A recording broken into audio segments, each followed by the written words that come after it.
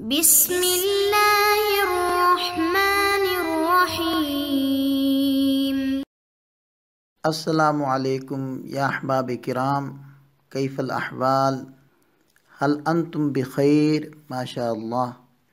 سابقہ لیکچر میں ہم نے عربی کے ابتدائی 2 جملے پڑھے تھے کہ حال پوچھنا ہو تو آپ نے کہنا ہے کیف حالک، اور اس کا جواب دینا ہے انا بخیر والحمد للہ۔ اور نام پوچھنا ہو تو آپ نے ایسے پوچھنا ہے مسمک الکریم، آپ کا نام کیا ہے، اور جواب دینا ہے اسمی فلاں۔ ان کو بھی ساتھ ساتھ آپ یاد کریں اور دہرائیں۔ آج کا سبق شروع کرتے ہیں۔ ہم لوگوں نے اس سے پہلے جملہ اسمیہ بھی پڑھا ہے اور جملہ فعلیہ بھی پڑھا ہے۔ مثال کے طور پر زید صابر، زید صبر کرنے والا ہے، یہ ایک جملہ اسمیہ ہے۔ اور اگر آپ یوں کہہ لیں کہ یہ ایک سادہ سا جملہ ہے، یعنی اس کے اندر صرف مبتدا ہے اور خبر ہے، مزید کسی چیز کا اضافہ اس میں نہیں کیا گیا۔ لیکن بعض مرتبہ اپنے کلام کے اندر اپنی بات میں زور پیدا کرنے کی ضرورت پیش آتی ہے، جس کو ہم کہہ دیتے ہیں کہ تاکید پیدا کرنا، اور اس کی ضرورت پیش آتی ہے آپ جو بات کہہ رہے ہیں اس کی اہمیت بتلانے کے لیے، یا پھر آپ کا مخاطب وہ آپ کی بات کا انکار کر رہا ہے اور آپ اس کو اپنی بات کا یقین دلانا چاہتے ہیں، تو یقین دلانے کے لیے آپ اپنی بات میں زور پیدا کرتے ہیں اور تاکید پیدا کرتے ہیں۔ ہم نے دیکھنا یہ ہے کہ عربی میں تاکید کیسے پیدا کی جاتی ہے، کیونکہ اردو میں تو ہم یوں کہہ دیتے ہیں کہ یقیناً واقعی زید صابر ہے، اور بے شک زید صابر ہے۔ تو یقیناً، واقعی، بے شک، اس قسم کے الفاظ سے ہم تاکید پیدا کرتے ہیں۔ عربی میں تاکید پیدا کرنے کے مختلف طریقے ہیں۔ ان طریقوں میں سے ایک یہ بھی ہے کہ آپ اس کے ساتھ حرف انا کا اضافہ کر دیں۔ آپ یوں کہیں ان زیدن صابر۔ اب اس جملے میں تاکید اور زور پیدا ہو گیا جو پہلے نہیں تھا۔ دیکھیں، پہلے ترجمہ ہم کر رہے تھے زید صبر کرنے والا ہے، اور انا لگنے کے بعد کیا ترجمہ ہو رہا ہے؟ یقیناً زید صابر ہے، یا واقعی زید صابر ہے، یا بے شک زید صابر ہے۔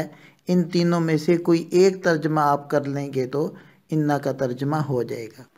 اور اگر آپ مزید تاکید پیدا کرنا چاہتے ہیں، اپنی بات میں اور زور پیدا کرنا چاہتے ہیں، تو آپ ایک اور حرف کا اضافہ کر دیں، اور وہ ہے لام، جس کو کہتے ہیں ہم لام تاکید۔ لیکن اس کو ہم شروع میں نہیں لگا سکتے، کیونکہ شروع میں پہلے ہی ہمارے پاس ایک حرف لگا ہوا ہے انا، تو 2 حرف تو ہم نے اکٹھے نہیں کرنے، تو اس کو اٹھا کر ہم اگلے اسم پر لے جائیں گے، یعنی صابر پر لگا دیں گے، تو اب جملہ بن جائے گا ان زیدن لصابر، یقیناً واقعی زید صبر کرنے والا ہے۔ تو 2 تاکیدیں اور 2 طرح سے آپ کے کلام میں زور پیدا ہو گیا۔ لیکن عام طور پر اردو میں دوسری تاکید کا ترجمہ نہیں کیا جاتا۔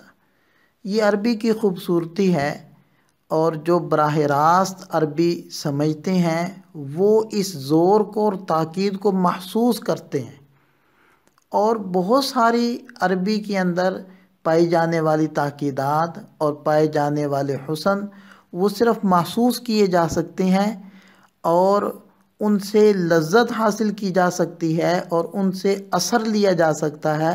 لیکن اردو کے اندر ہمارے پاس ایسے کوئی الفاظ نہیں ہیں جن الفاظ سے ان تاکیدات کا یا ان خوبصورتیوں کا ہم ترجمہ کر سکیں۔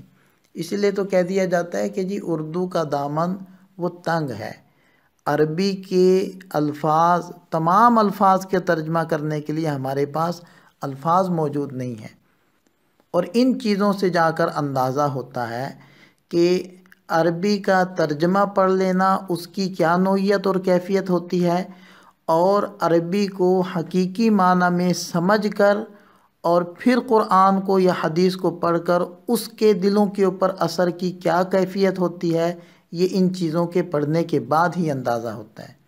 تو یہ دو تاکیدیں آپ نے پیدا کر دیں، اور اگر آپ چاہتے ہیں کہ میں اس کلام میں مزید تاکید پیدا کروں تو پھر آپ اس کلام کے شروع میں قسم لے آئیں اور یوں کہیں واللہ ان زیدن لصابر، اللہ کی قسم یقیناً زید صبر کرنے والا ہے۔ اب اس جملے میں 3 تاکیدیں اکٹھی ہو گئیں۔ ایک اور مثال میں آپ غور کریں، الانسان فی خسر، انسان نقصان میں ہے، خسارے میں ہے۔ یہ ایک سادہ سا جملہ اسمیہ ہے، آپ اس میں تاکید پیدا کرنا چاہتے ہیں تو شروع میں لگائیں گے ان، تو ان الانسان فی خسر، تو ترجمہ ہوگا یقیناً انسان نقصان میں ہے۔ آپ ایک اور تاکید پیدا کرنا چاہتے ہیں تو فی خسرن کے شروع میں لام لگا دیں گے تاکید کا، اب جملہ بن جائے گا ان الانسان لفی خسرن، یقیناً واقعی زید نقصان میں ہے۔ اور مزید اس میں تاکید پیدا کرنا چاہتے ہیں تو شروع میں قسم لگائیں گے واللہ ان الانسان لفی خسر، اللہ کی قسم یقیناً انسان نقصان میں ہے، خسارے میں ہے۔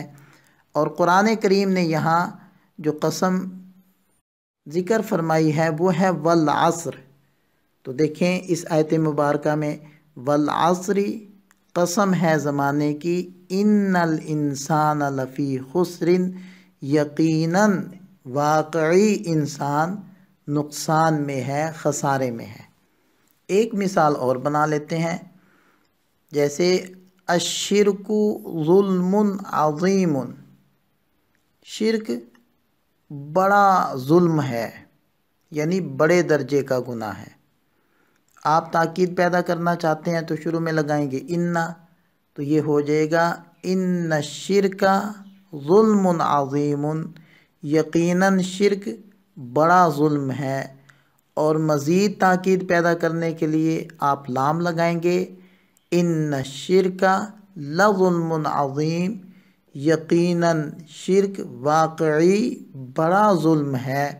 اور اگر مزید تاکید پیدا کرنا چاہتے ہیں تو شروع میں قسم آپ لگا دیں گے اور یہ جملہ ہو جائے گا واللہ ان الشرک لظلم عظیم، اللہ کی قسم یقیناً شرک بڑے درجے کا ظلم ہے۔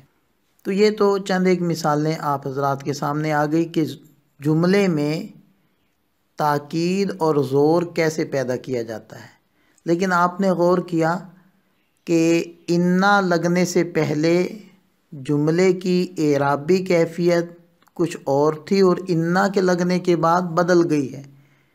جیسے زید صابر سے ہو گیا ان زیدن صابر، تو پہلے تو زید مرفوع تھا اور انا لگنے کے بعد ہو گیا منصوب۔ تو یہ ضابطہ ہمیں خود ہی سمجھ میں آ گیا کہ انا جیسے معنی کے اندر ایک اثر پیدا کر رہا ہے تاکید کی شکل میں، اسی طرح الفاظ کے اندر بھی انا ایک تبدیلی، ایک تغیر و تبدل پیدا کر رہا ہے، یعنی اسم کو رفع حالت سے نکال کر نصبی حالت کی طرف لے کر جا رہا ہے۔ البتہ خبر جیسے پہلے مرفوع تھی وہ اب بھی مرفوع باقی ہے۔ اب اس حرف کا بھی کوئی نام رکھ لیتے ہیں جس کی وجہ سے جملے میں تاکید بھی پیدا ہوئی اور الفاظ میں تبدیلی بھی پیدا ہوئی۔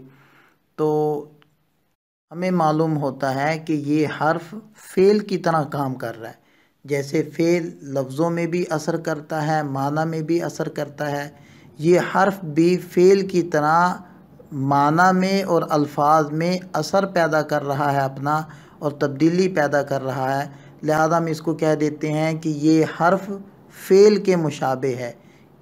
اسی وجہ سے اس حرف کا نام رکھتے ہیں حرف از حروف مشبہ بالفعل، یعنی فعل کے مشابہ حروف میں سے ایک حرف۔ تو اگلے لیکچر میں ہم دیکھتے ہیں کہ کیا مفرد کے علاوہ مرکبات بھی انّا کے ساتھ لگائے جا سکتے ہیں۔ آپ یہ لیکچر سن کر وہ جملے اسمیے جن کے اندر مبتدا مفرد ہوتا ہے ان پر انّا لگا کر ان میں لفظی اور معنوی تبدیلی پیدا کر کے مشق کریں۔ اللہ تعالی ہم سب کا حامی و ناصر ہو، دعاؤں میں یاد رکھیے گا۔ السلام علیکم۔